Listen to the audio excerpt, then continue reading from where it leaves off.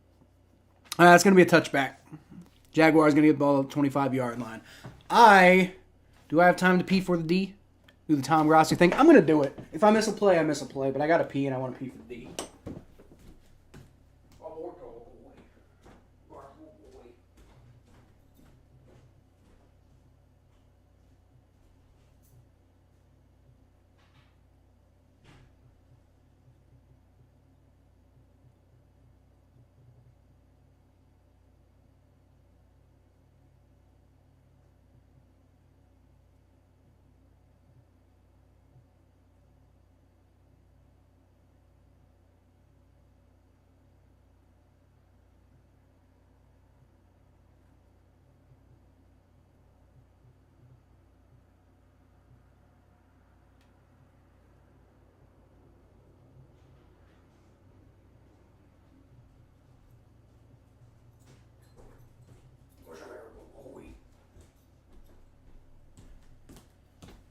All right, so DJ Turner tackled Evan Ingram, I guess. I don't know what happened.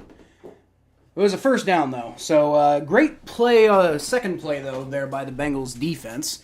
So clearly I don't know, maybe the P for the D worked on that play, but it didn't work on the previous play because nothing really happened. But, it appears that the Jaguars got, a 15-yard play to Evan Ingram because they got the ball at, the 40 now, so I'm assuming that's probably what happened on that last play, but the play we just watched was a running play that went maybe half a yard backwards, honestly.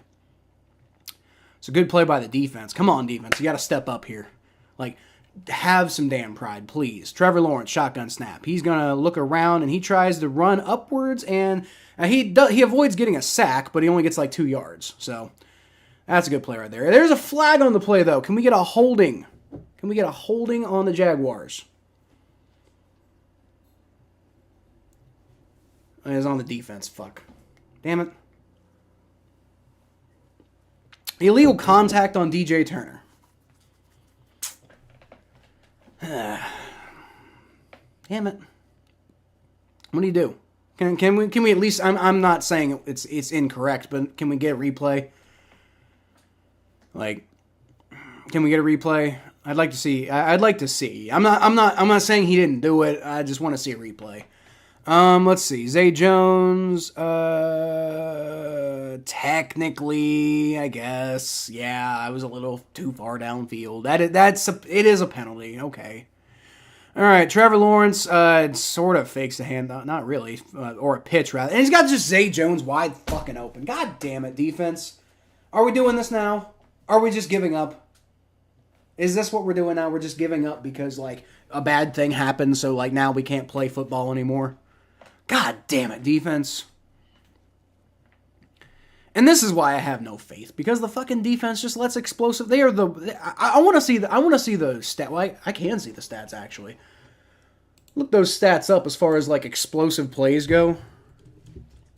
Let's see, Ultimate. I wonder if I still have PFF Ultimate. Probably do. There's a flag on what appeared like it was gonna be a handoff, and it's a false start. Another false start by the Jaguars. Crazy. Okay, I do still have PFF Ultimate. Okay, so let's see. I want to see team stats for, and this is not an advertisement, by the way. But I'm just trying to work through my thought process here. So, team defensive stats for explosive plays allowed. So what would that be under? That'd be under defensive summary. I know you'd probably be under bar charts, right? Here, bar charts. There we go. Team defense bar charts. It's probably in here somewhere. Play result. Missed tackles.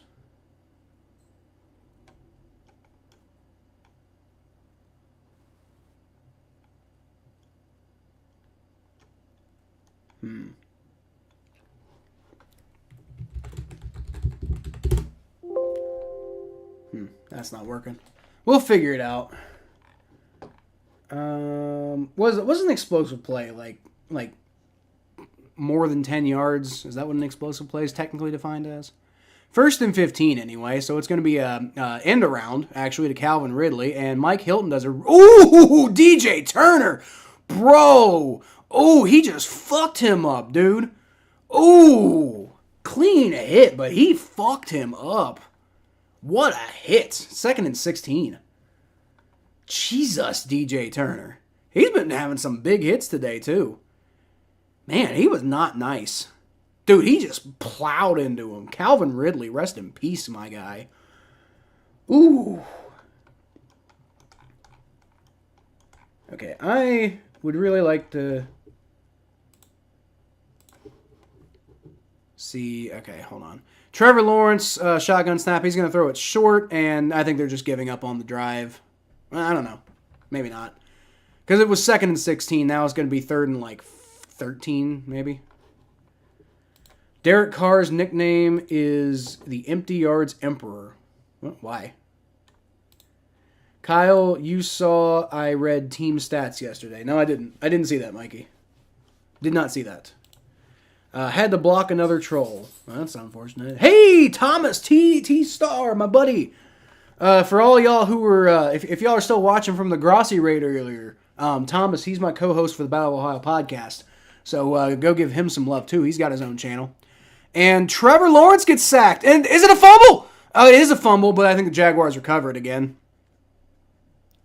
Trevor Lawrence fumbled the ball, but a Jaguars offensive lineman recovered it. So Jake Browning is better than Kenny Pickett. That is Ooh, Trevor Lawrence is hurt. Oh, no, and he's really mad about it, too. Oh, shit. Trevor Lawrence is, devastated, too. Uh-oh. Oh, no. Oh, God. He fell back. Oh, he tripped on his own offensive lineman and just fell backwards on his own leg. Oh, no. That's Trevor Lawrence. Fuck, that's not good. Oh, no. Oh, God, no, not, oh, no. Damn it, no. Oh, man. I mean, I don't want to, first of all, I don't want to root for injuries, but second of all, man, I like the Jaguars. I want to beat them right now, but no, not, come on. Can somebody stay healthy this year, man? Good God. Yeah, Trevor Lawrence got hurt, Thomas. Trevor Lawrence just, folded his leg back. You play the Jaguars next week? Well, y'all might have just caught a break then. That's his nickname because he gets 300 yards and 0 TDs. Well, okay. All right, fair enough. This NFL year is crazy, especially for the AFC, Thomas. That's one thing I want to talk about on the podcast next. The AFC is trash this year. The AFC is not what it used to be. This is a down year for the AFC. Because who's good, honestly, and especially if Trevor Lawrence is if that's a long-term injury for Trevor Lawrence, then the Jaguars are probably done, right? At least as far as being a contender goes. And so then who's really contending? I guess the Chiefs, they're always in it. But I just don't trust the Chiefs right now. It really feels like the whole NFL is getting out of the Bills' way, as bad as the Bills have been. It really feels like they're just gearing up to try get the Bills to the damn Super Bowl, for once, please. That's what it really feels like right now. Even though the Bills aren't all that great, but who in the AFC is great right now? There's the Ravens, but who trusts the Ravens really? And then, other than the Ravens, there's nobody who's been particularly good this year. Oh, my God. Trevor Lawrence is, being gingerly... Well, at least he didn't get carted off, so that helps. But he's being gingerly, carried to the locker room. Oh, God. Oh, that's very tough. Oh, man. I I really don't like seeing that, man. God damn it.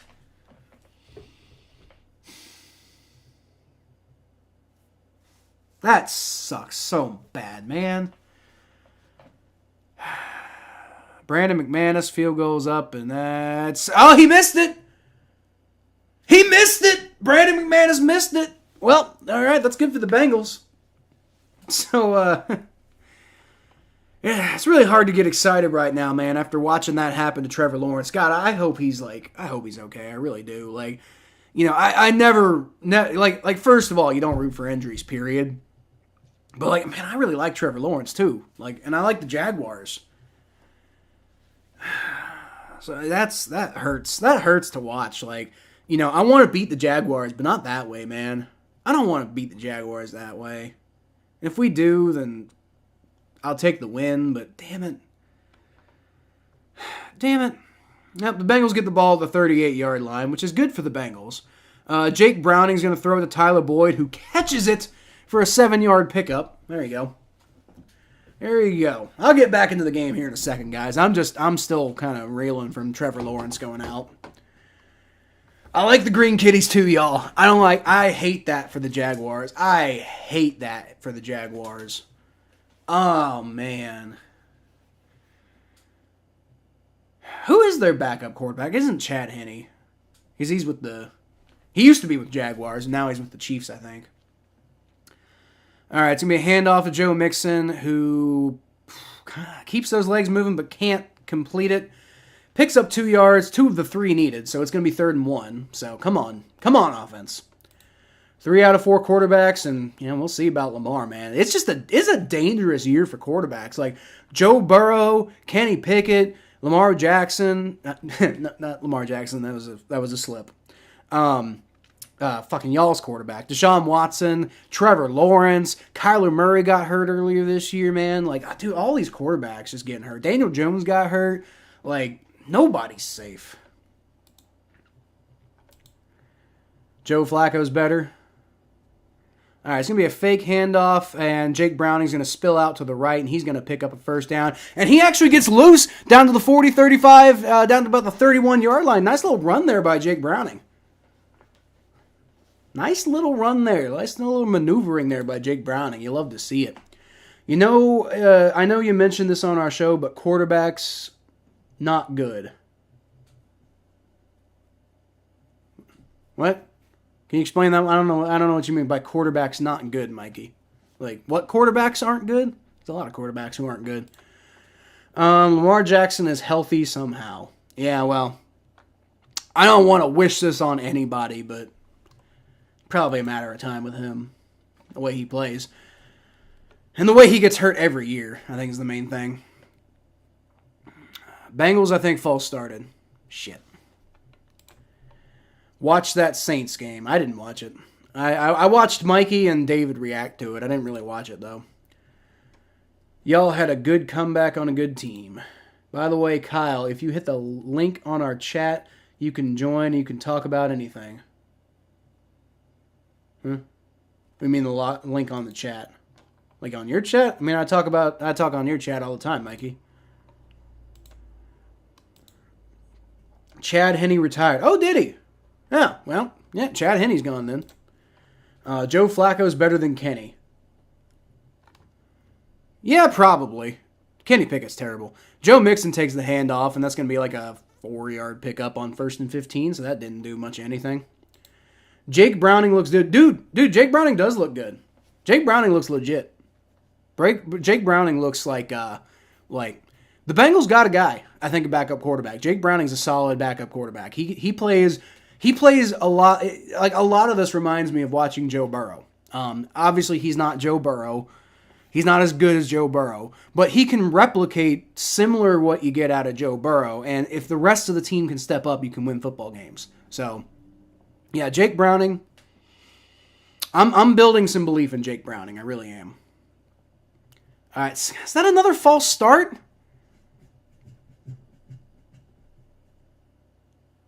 That's another false start. Come on.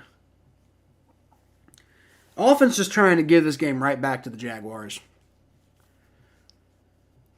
You're calling that one on Jake Browning, what?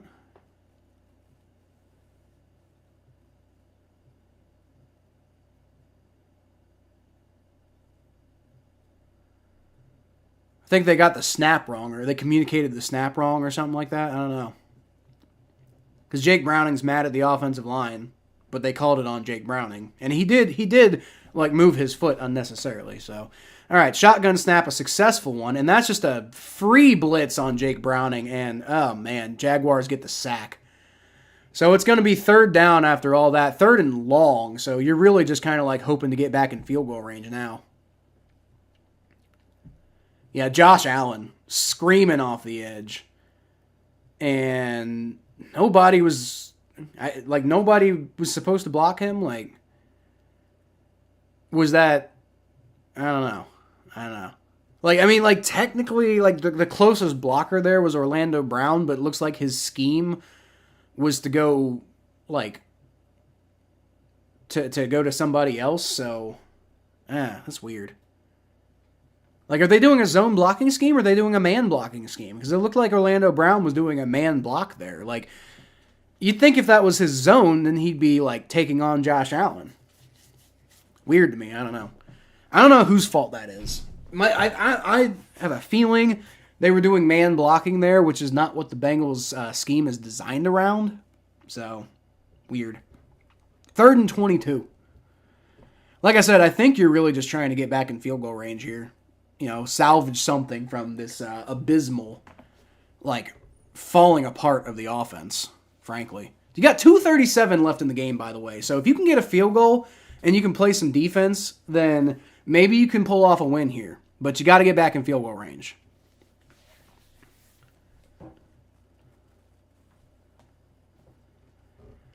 Notable quarterbacks injured this season: Joe Burrow, Kirk Cousins, Daniel Jones, Kenny Pickett, Anthony Richardson. The graphic went away, so I didn't keep seeing. But you see what I'm saying here, man. Like, dude, this is a dangerous year for quarterbacks. Jake Browning, shotgun snap. He's going to throw, and that's caught by Tyler Boyd down to the 36, and that's about field goal range. Okay, all right, well, yep, all right. I mean, that is field goal range, so, you know, it's a bit of a longer one, but, you know, Evan McPherson's got the leg for it. He just has to actually fucking do it. Oh, man. And he, by the way, and he missed a field goal earlier, too, so. He did miss a field goal earlier. It was a 57-yarder. I think this one's a 56-yarder. 54, actually. He should make this. He should make this. I think he should make this. Should, being the key word. Come on. Come on, Evan.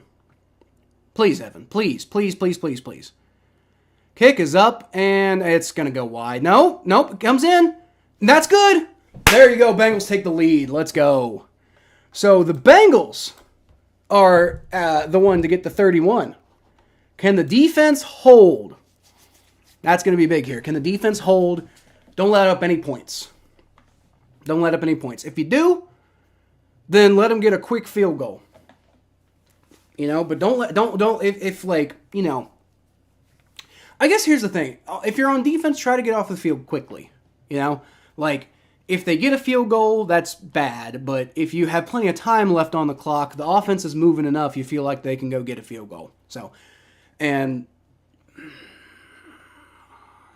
I'm kind of up and down on whether I trust Evan McPherson right now. But he's generally really good on clutch kicks. That's one thing I haven't seen him screw up too much. Like, he's been a little up and down on kicking this year, but when it comes to, like, game-winning kicks, he's pretty on the money with it. So, you know, we'll see. We'll see. Hopefully he got the misses out of his system earlier. Hopefully it don't matter. You know, hopefully the defense can just come up with a stop here, and, you know, the Bengals can just kneel on it and come away with a win. That'd be pretty damn cool. That'd be great if the Bengals could do that, but, you know, we'll see. We'll see if they will. I don't know. Can we get a win? Can the Bengals get a win after all of the AFC North teams that played this week lost? And so, you know, you're catching up at least with the Browns and Steelers. Not, you know, like, I don't think you're really too worried about catching up with the Ravens at this point, because, like, the division's basically out of reach. Like, you're not winning the division. Unless the Ravens just have an epic unbelievable collapse. But, I mean, maybe, if you can win this game and you can go on a winning streak, then you can make the playoffs. You probably have to fight off the Browns or the Steelers to do it. But, it's possible. It is possible. You might not even have to fight off the Browns or the Steelers, honestly, because, a lot of other teams are kind of getting in each other's way. Like the Broncos and the Texans getting in each other's way before. We were a little worried about the Broncos, and they lost to the Texans. So, where are the Texans at right now? They're at 7. Ooh, they're at 7-5, and the Jaguars are at. They had 8-3. Yeah, the Jaguars are 8-3. So if the Bengals win this game, the Jaguars will be at 8-4. The Texans will be at 7-5. So in theory,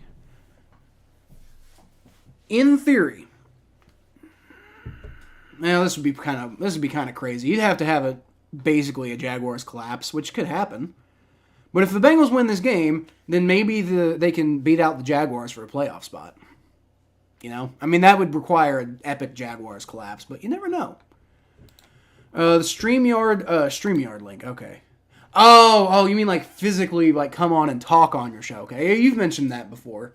I didn't see the StreamYard link last time though. Kenny from South Park is better than Kenny from Pittsburgh. He might be. It's gonna be a touchback. All right, and so this is C.J. Beathard. That's who their backup quarterback is. Oh my God, they killed Kenny! You bastard! All right. C.J. Beathard's going to take it, and he's going to run and pick up 7 yards, and he fumbles, and oh my God, the Jaguars recover it because the Bengals can't get on top of it. Damn it.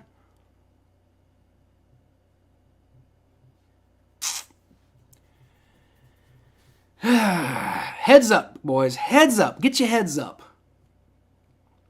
They did a great job of stripping that, and I think he might have actually been down. But, man, come on. DJ Turner, you got to go get down and get that thing. Just letting it roll right back to the Jaguars. If that was a fumble, now that is a fumble. That is a fumble. That is a fumble. Ooh, C.J. Beathard hurt his hand on that play. Ooh, dangerous time to be a quarterback right now. Hopefully he's not hurt too bad. I don't know what the Jaguars are going to do, man. That's because Zach is pulling out all the stops on Monday Night Football against his little brother, the Jags OC, Press Taylor. Well, the Bengals got a good record against Press Taylor, for what it's worth. Tom gave me a compliment when I met him, and I took a picture. It's on my YouTube community page. That's cool, man. That's cool, man. I met Tom, and I forget really most of the interaction, but I recall him being pretty chill about it. I don't know. Tom's a good guy. I like Tom. I wish I had access to Tom a little bit more. I wish I really want to get him on my show. I really want to get Tom Grossi on my show. That's something I've been working on trying to do for a while, because dude, Tom Grossi's that guy. And I really want to talk to him one-on-one, not just for interview purposes, but I'd love to have a chance to talk to him for a minute or two after the show's over too. Off the record, and just get some advice from him for building the channel and doing your stuff. I've talked to Johnny Barks. I got to meet Johnny Barks at the 30 for 30, and I talked to him on Twitter a little bit, and he gave me a little bit of advice, but But I'd really like to talk to Tom at some point.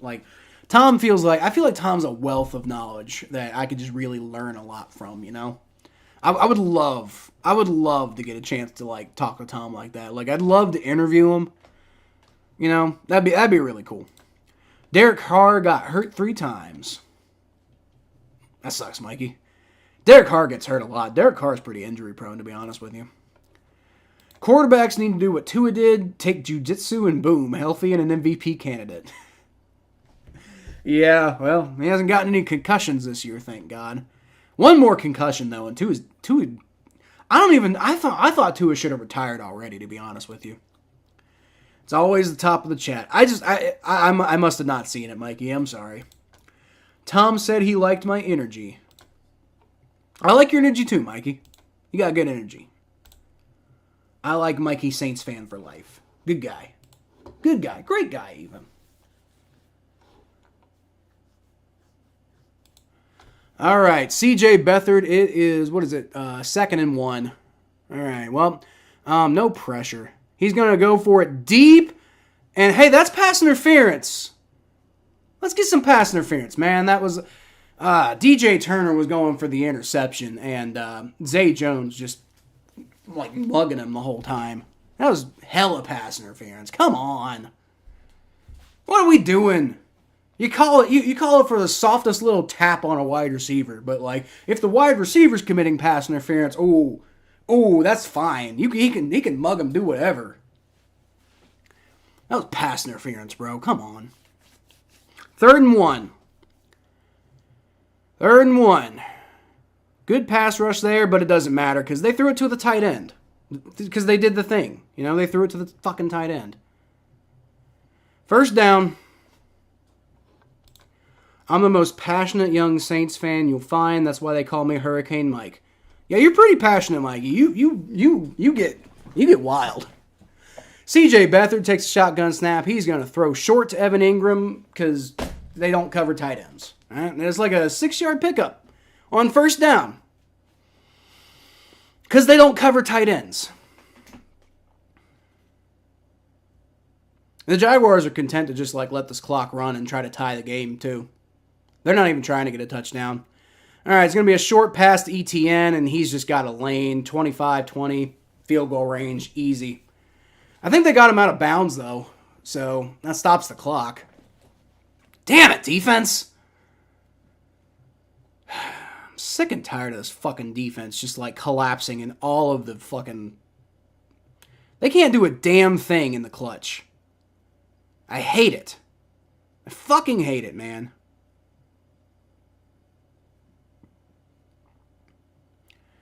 This defense is so bad. Oh my God. Watching this defense is literally painful. Literally painful. Doesn't matter what the offense does, the defense will find a way to screw it up. CJ Beathard throws, caught. Once again in the middle of the field, and that keeps the damn clock running. And they're going to get a fucking field goal at the last second. We're going to go to overtime. Because the defense has no ability to close out a fucking football game. Unless they get a turnover. They're good at that. They're good at turning the ball over. All right, Beathard almost gets sacked, but no, just to the 20. At this point, we're just hoping for maybe a Bengals take... Oh, Jaguars took a timeout. With 30... Why are the Jaguars taking a timeout with 37 seconds left? What the hell?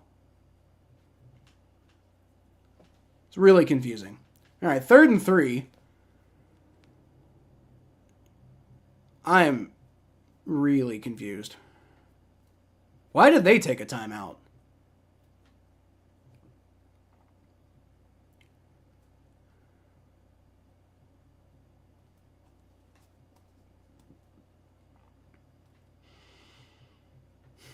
Weird. You thought that was wild. You don't want to know what I did after we lost to Atlanta. I'm sure it was bad. Are the Bengals running prevent? No, they're not. That's the thing that sucks. It doesn't matter what they run. They just let teams do whatever they want. They have no ability to close out a game. CJ Beathard takes a shotgun snap, and he's going to run, and he gets sacked. Cool, but it doesn't matter because that clock's running. Take a timeout. Come on. You're just going to let him run it down. Bengals going to let him run it down. Wait. They took a timeout, but they let like 10 seconds run off the clock. What the hell? Dude, what are you doing, Zach? No, that doesn't make any sense. Mikey is 5 subs away from live streaming capabilities. I'll be honest with you, I didn't even know that you had to have a minimum sub count to do live streaming. I honestly did not even know that. Okay, well, let's get my boy Mikey up, guys. Let's get my boy Mikey up. 5 more subs. Mikey, Saints fan for life. He's a fun sub. Let's get him some subs. Let's get me some subs, you know? Like, well, I mean, those kind of subs too, but I mean, like, you know, like a sandwich. I'm honestly kind of hungry. And if it goes into overtime, man, like, I'm not going to have any time to eat. I'm just going to have to fucking go to bed.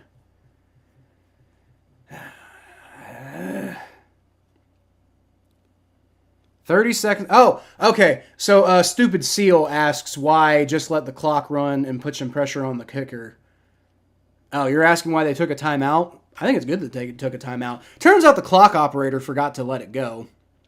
All right, so the kick is up. It's good. And we got a tie ball game. The Bengals are going to have 26 seconds and a timeout. So maybe they can get a field goal to close the game out because the defense can't fucking do it themselves. Because the defense has no idea how to close a fucking game out regardless of what the score is.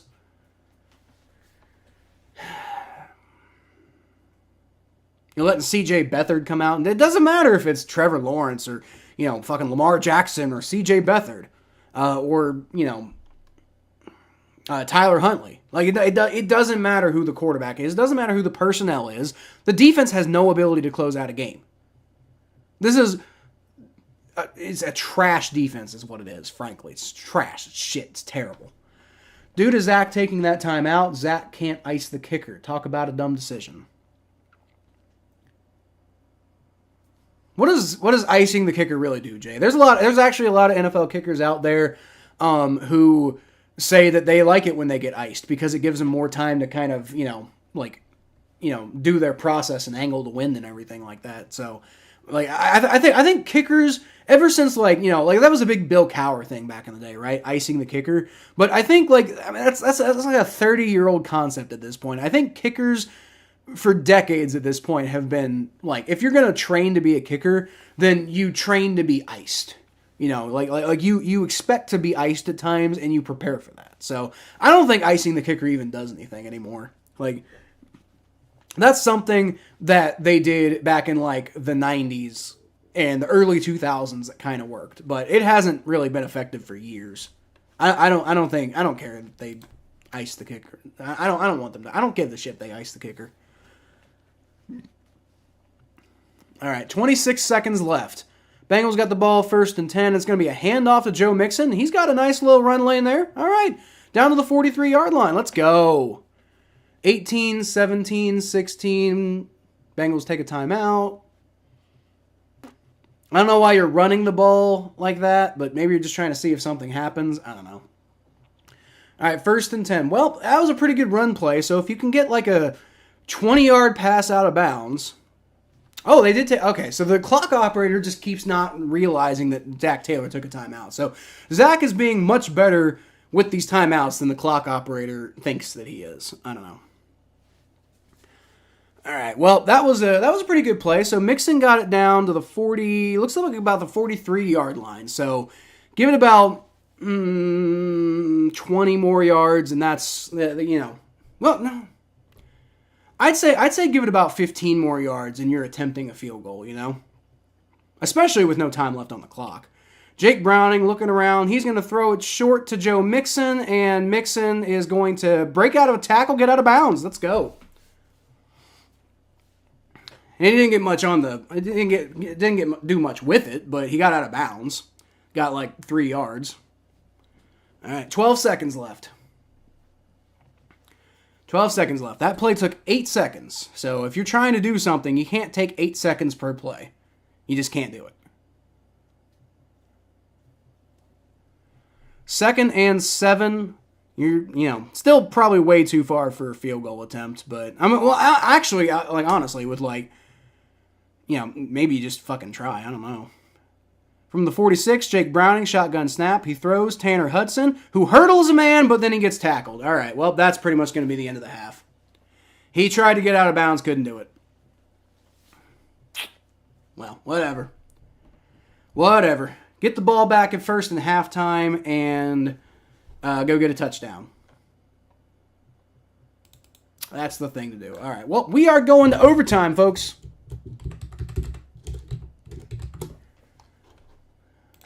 Overtime.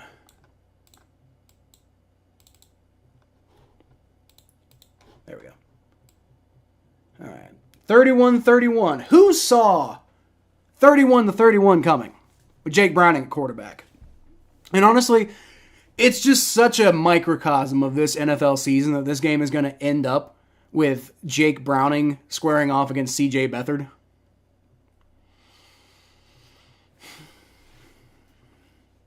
That just feels like the NFL, really.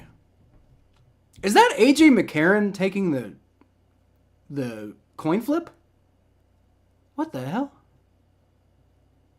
That's A.J. McCarron taking the coin flip. The backup quarterback to the backup quarterback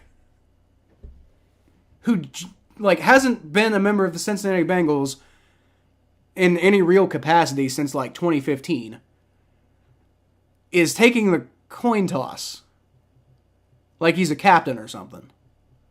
I'm really confused. Whatever. All right, Jaguars get the ball first. Okay, Jaguars won the coin toss, and it's the Bengals' job to stop them. Don't feel good about that. Don't feel good about this defense. But I don't know. Hey, they have the capability. They have the personnel. They can do it. But good God, you got to go out there and actually play some fucking football, man. Good God, you got to go out there and actually have some goddamn pride. Come on, defense. Potentially good news. Jaguars getting the ball first in overtime because the Bengals have proven that it is possible to play defense in overtime. They've done it before. They did it against the damn Chiefs. After the Bills complained to hell and high water about the overtime rules, and then the Bengals were like, hold my beer. Let me show you how it's done. You play defense in overtime, and you don't have to worry about the rules, you know? Well, look, if the defense can get a stop, which is asking a lot of the defense right now, but if the defense can get a stop, then all the offense has to do is go get a field goal, you know? Now, I believe if... Did they change those rules? Actually, I don't even remember how overtime rules work. I don't remember if each team gets a possession or not. I think they do. I think each team gets a possession.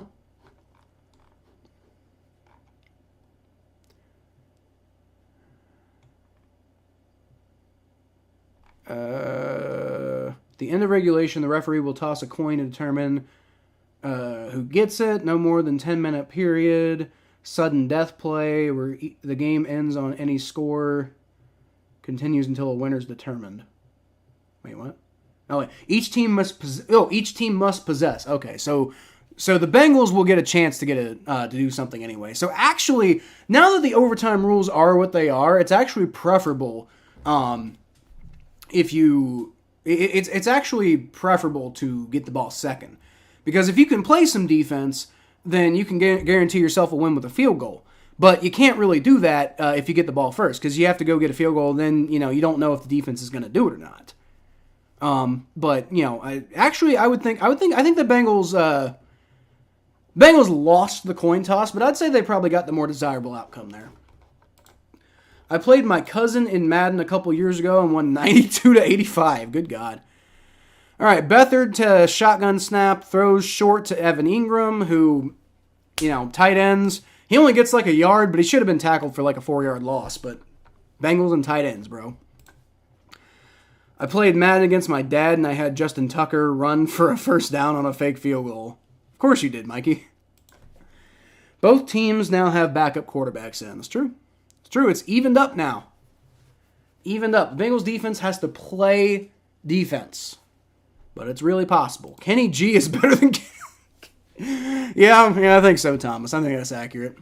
All right, C.J. Beathard, shotgun snap, throws short, Travis Etienne, and the Bengals do a great job of wrapping him up, and he only gets about 2 yards. So it's going to be 3rd down and 7. And defense, come on. Come on, defense. Come on. Give me a stop. It's 3rd and 6, I'm sorry. Come on, give me a stop, defense. Give me a damn stop. Give me a stop. Oh, man. There was only one way that the Bengals are going to get me to care about the outcome of this game, and they found the way by actually having a chance to win. Oh, boy. All right, come on. CJ Beathard, shotgun snap. He's going to throw. It's fucking wide open, Evan Ingram. Of course he is. Of course. Why wouldn't he be wide the fuck open? God damn it. Defense. I hate this defense. I fucking hate this defense. No ability to close out a game. And that's part of the problem in overtime, is if you get to overtime, how much faith do you have that the defense can stop them? Touchdown wins the game. That's what it says on the screen. Yeah, touchdown wins the game. Touchdown wins the game. But, wait a minute. No, that's not accurate, Nick, because I just looked at the rules. And each team gets a possession, I believe. Travis Etienne gets a first down on a pitch because, of course, he fucking does, because the defense has no ability to close out a game. Derek Carr, 2 concussions. That's not good, Mikey. I said Tua should have retired when he had all those concussions, so it's not good. Concussions are bad news, man. For the longest time, people didn't pay enough attention to concussions, and now they are, but now we understand more why people should be a little bit more careful with them. All right, CJ Beathard, nice job. Mike Hilton tackles. I don't think that was ETN. That was whoever got the ball. You thought it was just the playoffs? Dude, I don't know. I'm reading these rules right here on NFL.com. Let me see. I'm reading I just had the rules up. I don't know where they went.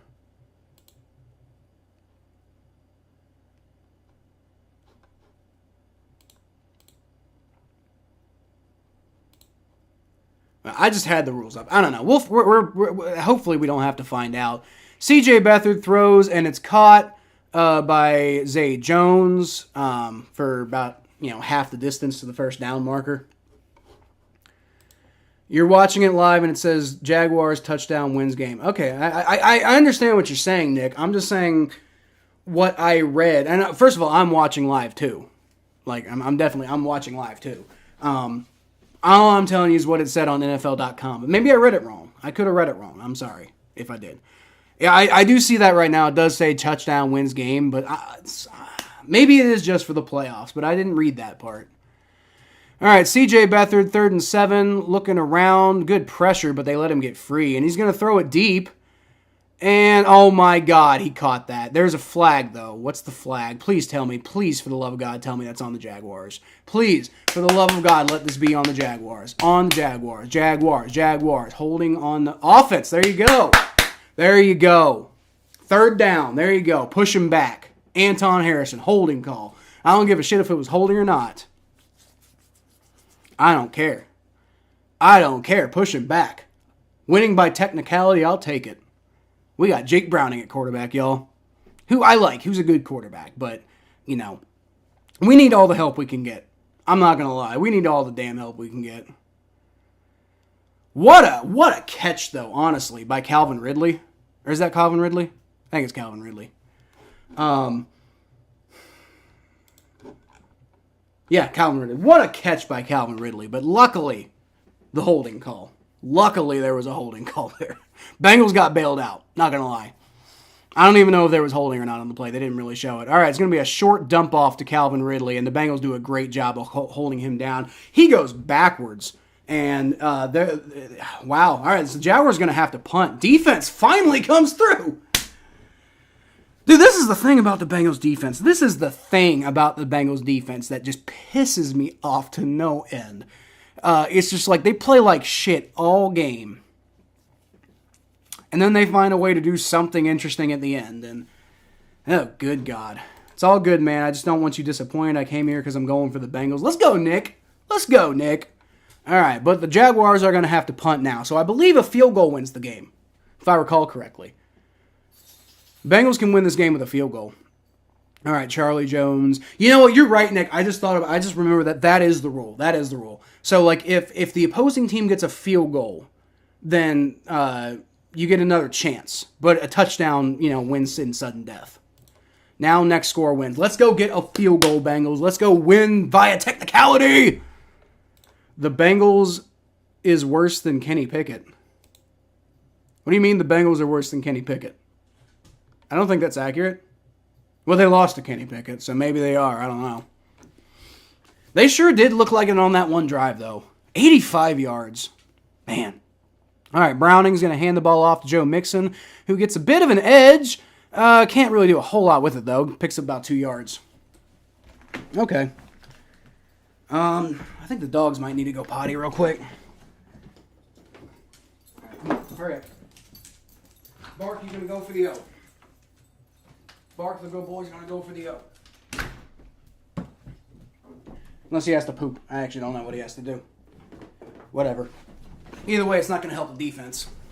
I'm telling you that right now. Putting it out into the universe. 2nd and 8. Be a fake handoff to Joe Mixon.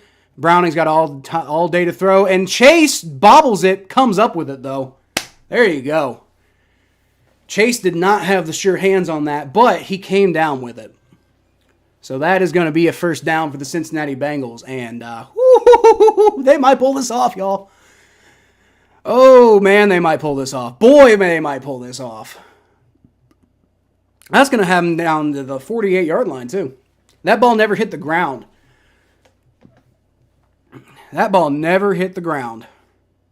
Jamar Chase somehow kept that from hitting the ground. Let's go. 1st and 10. Jake Browning fakes the handoff to Joe Mixon. He's going to roll out to his right. Can't find anything to do with it. And he just kind of, he throws it towards T. Higgins, but I think he threw it away. So, that's fine. That's fine. Just don't take a sack or do something stupid, you know. I'll take that.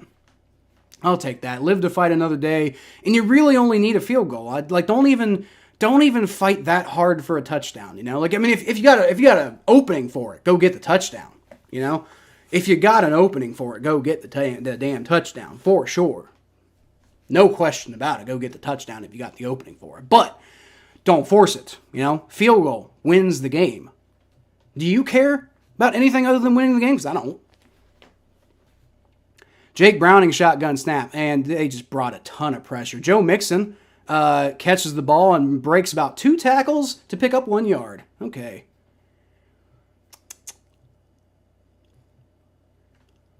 We are winding the hell down in overtime, folks. The way this game is going, if the Bengals can't convert on this next 3rd down play, then a tie is actually on the table. And the tie is very bad for the Bengals, too, because, even a half a loss is not good for the Bengals at all. 3rd and 10. So I guess they didn't give him any yards on that. Come on. Jake Browning shotgun snap. Good protection. He's going to throw. Caught. 1st down. T. Higgins. Let's go. Let's go. And that's just about field goal range, too. That's just about field goal range.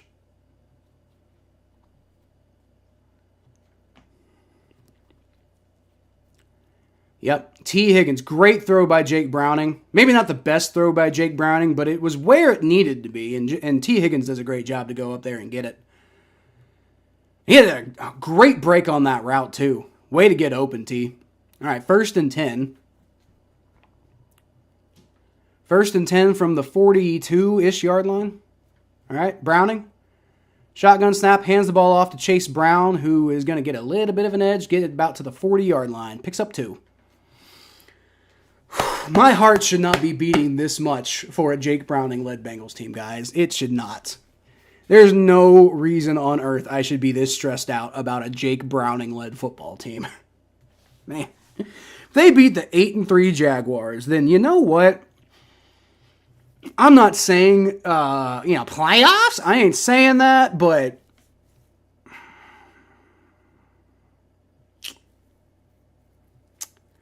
you get that hopium. They actually only gave him 1 yard on that play, so Jamar Chase is going to get a dump-off screen pass for some reason, but it works, and I think he got a 1st down. He definitely got field goal range. All right, so they are calling him short, but this is field goal range. So, I think you give it to Money.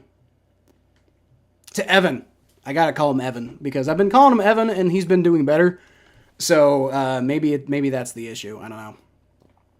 Yeah, it looks like his foot did go out of bounds before he dove forward enough. So, Bengals offense is staying on the field, but they're probably just trying to draw them off sides. Oh, it's third down. What the hell? It's third down, apparently. Okay, so never mind. Of course the offense is staying on the field. Did you see me react to the DC4 injury? I did not, Mikey. I did not. I have Calvin Ridley in fantasy too. Well. Who let the dogs out?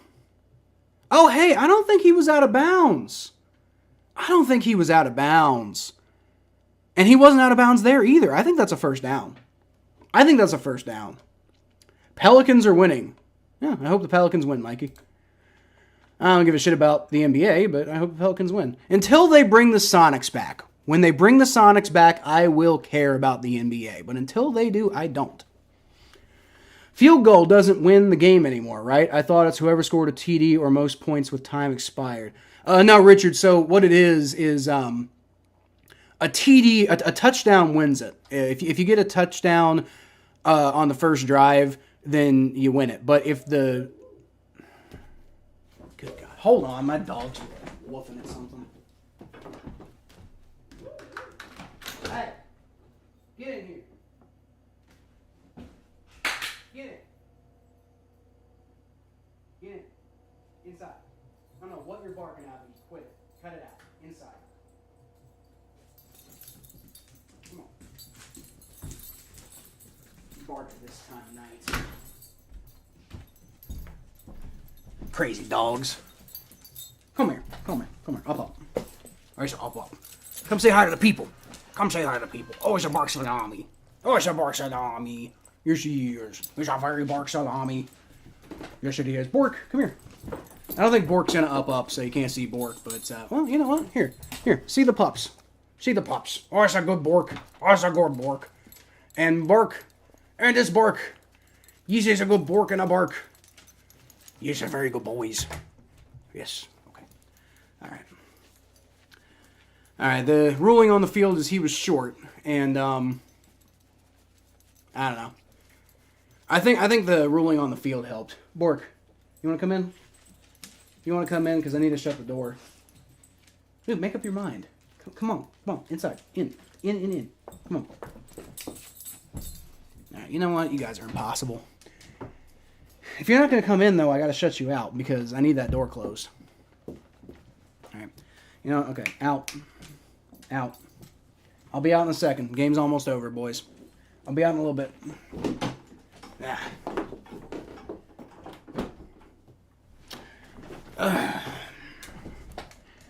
We got a cameo from the good boys. Oh, the ruling on the field is short of the line of game, so they're actually still reviewing it. Okay. Mikey, I need 20 points out of Zion. Fair enough. I called it. Field goal wins OT. Yeah, it wins because the Bengals got to stop on offense.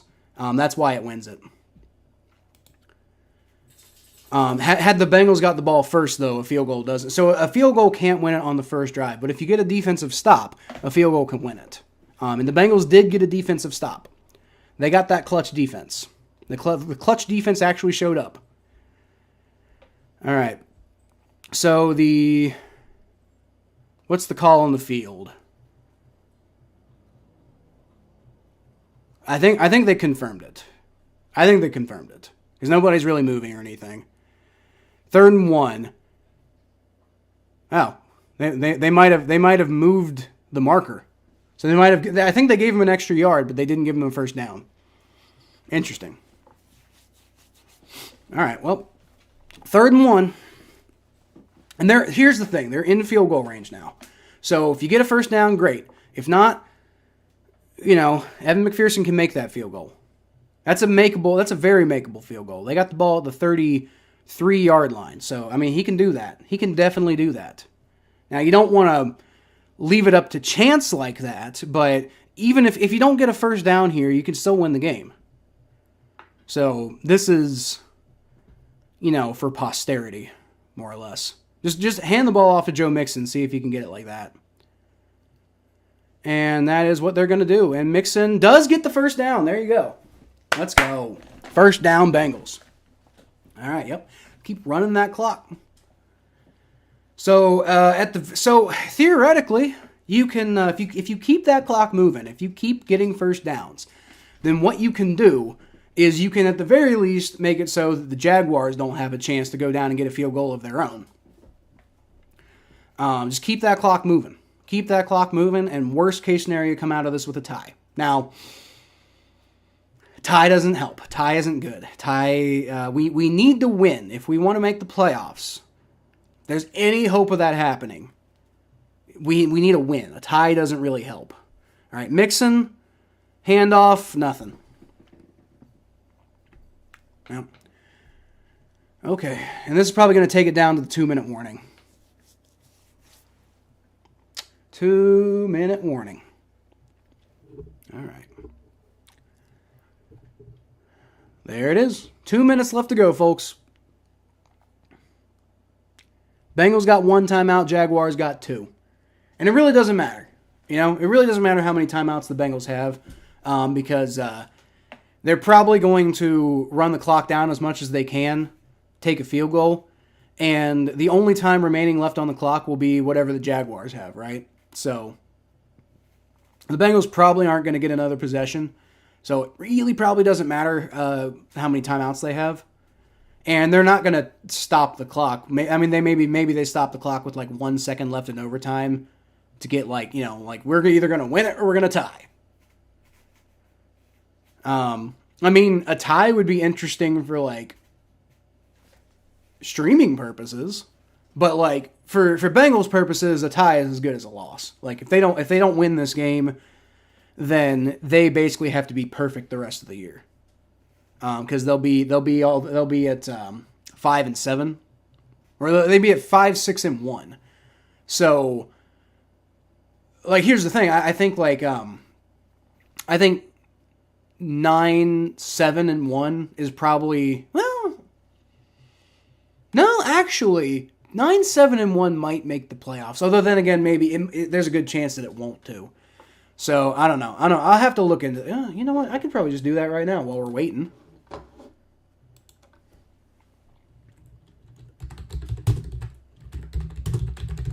Go to the ESPN playoff machine. If the Bengals tie this game, how likely is it that they make the playoffs if they finish like 9-7-1? Let's see. If the Bengals tie, all right, Mixon takes the handoff and he gets about 3 yards. So it's going to be 3rd and 7. All right, so if the Bengals tie, let's see. So we're going to say the Bengals are going to finish with like a 9-7-1 record, right? So let's see. Beat the Colts, beat the Vikings, beat the Steelers. Let's just say lose to the Chiefs, just because I'm not really trying to look at it that hard. Beat the Browns, right? So then you finish. This says 8-1. What? No. Oh, it's because I accidentally picked. Oh, okay, yeah. Okay, so Bengals 9-7-1. So you can make the playoffs with that probably. All right.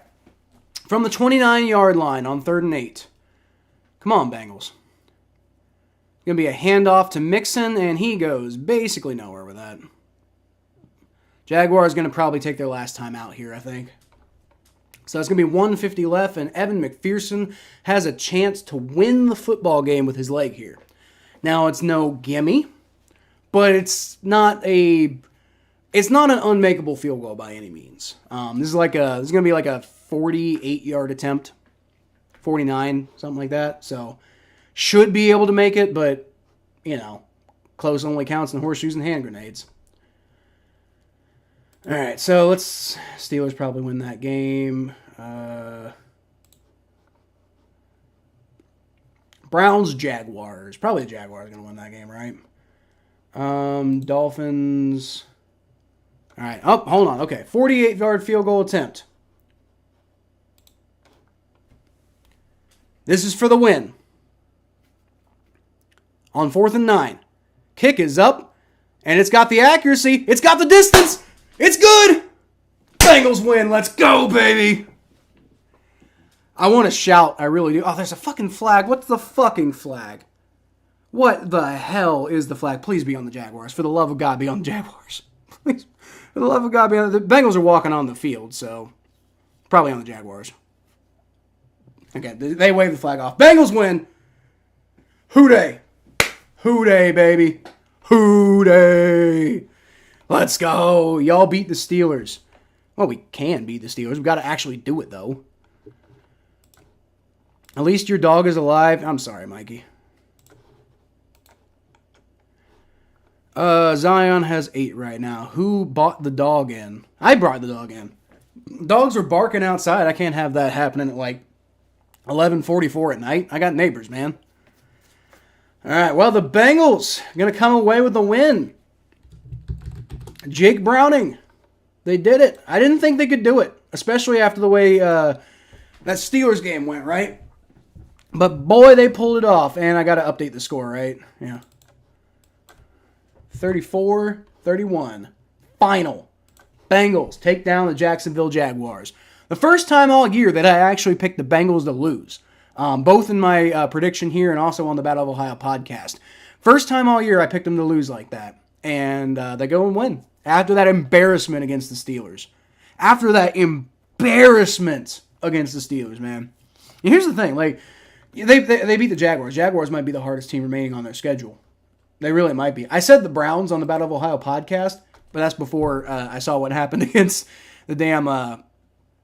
that's before I saw what happened against the Rams. So, Jaguars might have been the hardest remaining team on their schedule. The Bengals beat them. So, Bengals get the win. Like I said, finish 10-7. If you finish 10-7, you make the playoffs. And you're running out of room. You got one more loss left.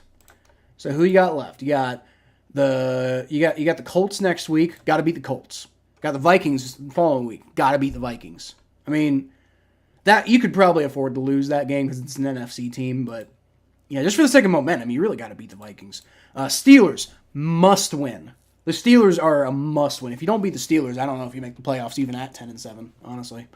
Unless the Steelers get like the 6th seed or something like that. But the Steelers game is basically a must win. Chiefs. I mean, like, if you don't beat the Vikings, you have to beat the Chiefs. But if you do beat the Vikings, maybe you don't have to beat the Chiefs. But then again, I think they can beat the Chiefs, you know? I think the Chiefs are sus. I think the Chiefs are sus. All right, and then final game against the Browns, you got to beat the Browns. Like, there's no negotiation. It's just like with the Steelers. You know, you're going to be competing with these teams for a wild card spot, so you got to beat them. You got to beat them. And the Browns are currently 7-5. The Bengals are 6-6, so it's not over, but you know, it's very possible. If the team plays like this, then I'm nervous. But if they score 30 points like this, they can pretty much win any game if they score 30 points. Good God, the defense though. Good God, the defense though. We got to do something about that defense, man. That defense is atrocious. That defense is awful, horrendous, terrible, disgusting. Defense has got to be better. Lou Anarumo, I'm challenging you right now, Lou Anarumo. Figure it out. Because if you don't, you're gonna be sitting on the couch in January, man. Who brought the dog in? That was me, Thomas. I brought the dog in because I don't want him barking all over the place. Zion has 8. Your parlay is done. Did you not win your parlay, Thomas? Okay. Richard says, imagine a wide right field goal as I'm prophesying it. Were you saying that before the field goal was made, Richard? Because if so, fuck you. You remember we all picked the Packers over the Chiefs. Did we? Did we? I remember me and you did. Did Thomas also pick the Packers? I don't remember that. He might have, though. He might have. I thought it was just you and me, though, Mikey. I still remember RJ Sportscap celebrated the Joe Burrow injury. I hate his guts. Who is RJ Sportscap a fan of? Because whoever he's a fan of, he might have created karma on his own football team. This is what happens, bro. How does Zion only have 8 points? He used to be something. Mikey, get your boy. Damn, may get the ball back. Nope. Penalty decline, game is over. I don't even know what the penalty was, to be honest. Harambe. Harambe is with us tonight. Ooh, ah. I don't even know what the fuck to say to him. I picked them to win. You did okay, so you did pick them to win. I couldn't remember. I thought you might have picked the Chiefs. Thanks for knocking out Trevor for us. Be careful with that, Thomas. Don't be rooting for injuries now, bub. That's not don't do that, man. I might lose a little respect for you if you start getting excited about injuries. Don't do that. Don't be that guy. Please don't be that guy. All right. I cannot believe we won that football game. I honestly cannot. I was so prepared to be devastated. Not devastated. No. Wrong word. I was so prepared to be just, disappointed, but also not disappointed. Like I was expecting bad things. And they won. I'll take it. I will take it. Playoffs still a long shot. You're 6-6, which is good. Hey, look, bro, give Zac Taylor his credit. Zac Taylor deserves credit. He made that offensive performance happen with Jake Browning. Obviously, it was Jamar Chase, it was T. Higgins, it was Tanner Hudson, it was the offensive line having a good game. Jake Browning had a good game. Like it's not to say that Zac Taylor pulled this team to victory, but dude, Zac Taylor put together a good game plan. Zac Taylor is capable of being a good coach without Joe Burrow. Give him some damn credit. Please, somebody, for the love of God, give Zac Taylor some fucking credit. I get so sick and tired of seeing Bengals fans be like, Zac Taylor is terrible. The second something goes wrong, everybody's like, we gotta fire Zac. Zac Taylor's awful. He's terrible. Get him out of here. Blah, blah, blah, blah, blah. Bro, Zac Taylor took us to a Super Bowl. Zac Taylor took us to the AFC Championship last year. Zac Taylor beat the 8-3 Jacksonville Jaguars with a backup quarterback. Give Zac Taylor some damn credit. If you recall, Zac Taylor beat the Pittsburgh Steelers, the 11-0, the previously 11-0 Pittsburgh Steelers with Ryan Finley. So maybe give Zac Taylor a little bit of damn credit. That's all I gotta say. All I gotta say. I'm about to be out, but I'll finish up these comments. RJ likes the Giants. Yep, well, he definitely got karma for that one then. Definitely got karma. Daniel Jones didn't deserve that, but that guy definitely deserved it if he was rooting for Joe Burrow's injury. As a Jags fan, props to y'all for winning. Browning had a hell of a game. Browning looked great, man. As a Bengals fan, I wanted to win this game, Aiden Tobin. And, as a Bengals fan, I wanted to win this game. But I'm not going to lie, I'm rooting for y'all the rest of the way. Now, I'm sorry about Trevor. I really am. I really hate that happened. But hopefully it's not as bad as it looked. And if it is, hopefully y'all can put together a better game plan with Beathard like, we figured out with Jake Browning, Hopefully that doesn't kill your season. Because, if the Bengals can't win, I want to see the Jaguars go win, I want to see the Jaguars, get their, I want to see the Jaguars go do the thing, man. If the Bengals can't do it, I want to see the Jaguars do it. Now, not at the Bengals' expense, mind you. But yeah, Hey, but guys, the Cincinnati Bengals won a football game without Joe Burrow. I didn't even know if that was possible if without Ryan Finley and the most overrated Pittsburgh Steelers team or NFL football team possibly in NFL history. Without those parameters, I did not know it was possible for this iteration of the Cincinnati Bengals to win without Joe Burrow, especially after what we saw against the Steelers. I know the Steelers have a good defense, but not that damn good, And good God, letting Kenny Pickett march, I'm still mad that they let him march 85 yards. And then, again, as far as the defense, we let the Jaguars get 31 points, guys. Arguably, and Aiden, here's a point to you, but arguably, if Trevor Lawrence doesn't get hurt, I don't know if we win this game. I don't know if the defense stops the Jaguars if C.J. Beathard isn't the quarterback. Like, I still have no faith in this defense. I really don't. But anyway, it's almost midnight. I'm hungry. And yeah. And honestly, if I keep talking, my voice is going to like die. So yeah. I appreciate the raid. I really do. I'm up to 430 now. 430 subscribers. So I'm 70 away from my goal of 500, which gives me an opportunity to be monetized. Actually, let's see. Have I gotten any since then? Since I last refreshed? Nope, I haven't. Okay, so either way, 430. I'm at 430. If we can get to 500 by the end of the season, then I will promise you guys some solid content. I promise there will be some solid content coming. Some like that whole thing I'm talking about with like the revamped show where we're gonna have like correspondence on and stuff like that. I will make that happen. It'll be next year. I'm not gonna be able to put that together this year, but I will still put out hell of a lot more content this year. But y'all, we get to 500. If I can monetize this channel,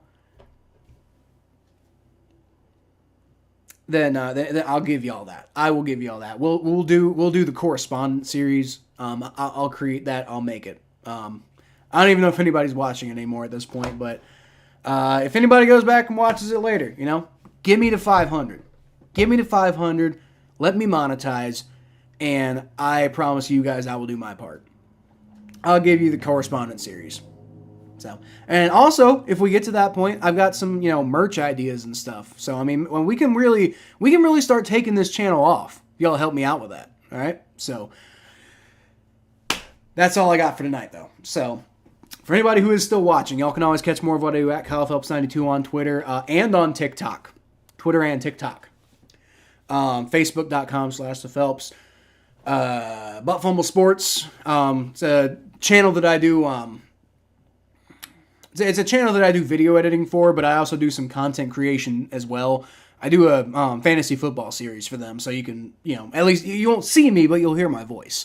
So check out Butt Fumble Sports. The Battle of Ohio podcast, currently only available on here, but I'm trying to get it on Spotify and YouTube, and like it has its own YouTube channel, but because of the way that OBS worked, I had to take it off because I could only get it on one channel. Yeah, and then please subscribe. Like I said, get me to 500, and I will give you guys. I will reward you guys. Another announcement. I haven't really set it up yet. There's nothing really to subscribe yet for, but I have opened a Patreon. So that exists. There's not really anything on it yet, but I have opened a Patreon. So that's another thing. 500, maybe that Patreon gets a little more active. If y'all can help me out, y'all scratch my back, I'll scratch your back, all right? So, what a night, though. What a night, though. We got another Tom Grossi raid. I got myself to 430. Y'all got me to 430. Bengals win against the Jacksonville Jaguars because Jake Browning in the offense scored 34 points. And that was with Tyler Boyd throwing an interception. Tyler Boyd threw an interception in this game. And we still scored 34 points. That's wild to me. That is just nuts. Like, the most unbelievable football game I've ever seen in my life. I might do a recap, guys. I don't think I've done a recap episode all year. But I might do that this time. Maybe. Might be tough. I actually do have to go to school tomorrow, so I'm actually on winter break now, but I have to go to school tomorrow because I promised somebody I'd help them out with their degree project, so I might not have time to do the full thing, but I don't know. We'll see. I'll try to do it. I'll try to put out a recap episode because this is just such a wild game. Like, I'll do one of those Brandon Perna things, right? Like, the blank game I ever saw. This would be like the weirdest game I ever saw. Tyler Boyd threw an interception, and the Jacksonville Jaguars got a touchdown off of that interception, and we still won by scoring 34 points. What? What the hell? Jim says congrats on the win. Bro, Jim, you and me, were of a mind on this one. I didn't think they had a shot today, but they got it done, man. Jake Browning looks like the backup quarterback that we wanted. Jake Browning's the guy, at least as far as backup quarterback go. I'm not talking about don't he's not supplanting Joe Burrow or anything like that, but like Jake Browning might be the guy at backup quarterback. You know, maybe we can stop hearing all this like AJ McCarron talk, because like as much as I love AJ McCarron, let's be honest, that guy was relevant almost a decade ago. Glad you enjoyed the raid. I really did, Joseph. I hope you're subscribed, Joseph Janik. Every single one of you who came out for that raid, fucking loved it. Absolutely fucking loved it. Y'all made my day. And luckily this time, I was recording the whole thing. Like, not just streaming. I was recording this whole thing. So I can go back and I can pretty easily put this up. So you know what? I actually might not be able to do a recap. But what I might be able to do for y'all is put out a clip of the raid itself. So that's what I can commit to tomorrow. I don't know if I can put out a recap. Maybe I'll do a short recap of the game, like the craziest whatever.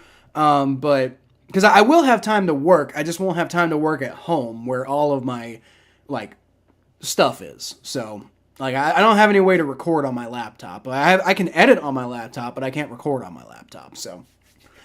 I'll do that. I'll send this recording to my laptop, and I'll work on it tomorrow after I'm done at school. Told him to his face that he's a punk. Dude, you talking about that guy who cheered for Joe Burrow's injury? Yes, that's the trashiest, punkiest shit out there. Like, Ben Roethlisberger, I hate that man with every fiber of my being, at least as a football fan. People's people at the end of the day. But as a football fan, Ben Roethlisberger is my mortal enemy. And every time he got hurt, I was like, dude, I hope he's okay. You know, like I don't want to see him get hurt, because at the end of the day, it's just football. You know, it's just a game. Like, it's a game that matters a lot to me. You know, it's like I love it. I want to see my team do well. You know, rah rah rah whatever. But at the end of the day, it's a fucking game. It ain't worth all that shit. You know, like, I sort of get, and I don't agree with it, but I sort of get the people who cheered on Deshaun Watson's injury because they believe he's a rapist. And, you know, if you believe that he's guilty, even though he was proven innocent, but if you believe that he's guilty, then, you're cheering on the karma. That's fair. Bro, the Bengals had almost 500 yards of total offense. What a stat. 335 passing yards, 156 rushing yards. Good God. What a game. I love it. I got to get out of here, y'all. I am hungry, and it's now past midnight. I've been ranting for 10 minutes at this point. We did it. Conley, my boy. Let's go. We did it. Bengals pulled it off. Oh, my God. I'm a little annoyed that, because it's like 12 o'clock and I can't yell because my family's trying to sleep. And Murphy already told me off about that earlier. By the way, Conley, if you missed it, my son Murphy came in earlier because, Jamar Chase had, a big touchdown. And I started yelling about it. And Murphy was asleep, and he came into my room, and he was like, hey, be quiet. I'm trying to sleep. And I'm like, oh, I'm sorry. You're right. I'm sorry. Correct. I should be quiet. That's my fault. But that's why I'm not more crazy than I am right now. But what a night, guys. What a night. Oh, my God. It was such a great night. I thank you to you Grossi Raiders. Thank you to the Bengals for giving me something to be happy about. I love all y'all. I really do. I love every single one of y'all. And before I start getting too sappy and sentimental, I'm going to get out of here. So, yep. Here's where y'all can catch me. And we'll see y'all next week when the Cincinnati Bengals take on the Indianapolis Colts. And hopefully they can get themselves back in the winning column to 7-6. And then anything's possible. They get to 7-6. Maybe, just maybe. Maybe. We can start talking about the playoffs. You didn't hear from me.